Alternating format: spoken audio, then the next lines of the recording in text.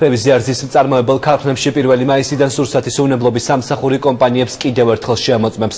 თუ ეტიკეტზე არ იქნება მითითებული წარწერა რძე ნატურალურია თუ ფხვნილისაგან დამზადებული, მაშინ მწარმოებელს დააჯარიმებენ. ბაზარზე შეისწავლიან ყველა ქარხნის მიერ გამოშვებულ რძის პროდუქტებს. თუ მინაწერი არ იქნება ადეკვატური, ანუ რძის ფხვნილისაგან დამზადებულ პროდუქტს ეწერება, რომ ნატურალურია, მაშინ მწარმოებელი მაინც დაჯარიმდება.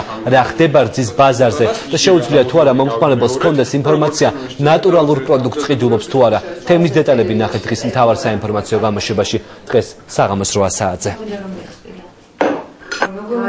თუ კომპანია ადებს რომ მისი პროდუქტი არის წარმოებული ნატურალური რძისგან, კონკრეტულად მისი არაჟანი ან ნებისმიერი სხვა რძის პროდუქტი, ჩვენ შევეცდებით დავადგინოთ ეს ნამდვილად არის გაკეთებული ნატურალური რძისგან, თუ აქ ესე ვთქვათ ხელოვნურად არის წარწერა გაკეთებული და ის არ არის დამზადებული. ყველა ქარხნიდან გამოსული პროდუქტი ჩვენი სანტესი არის 100%-ით კანონთან შესაბამისობაში მოსული. ამჟამად მიმდინარეობს ქსელის შევსება.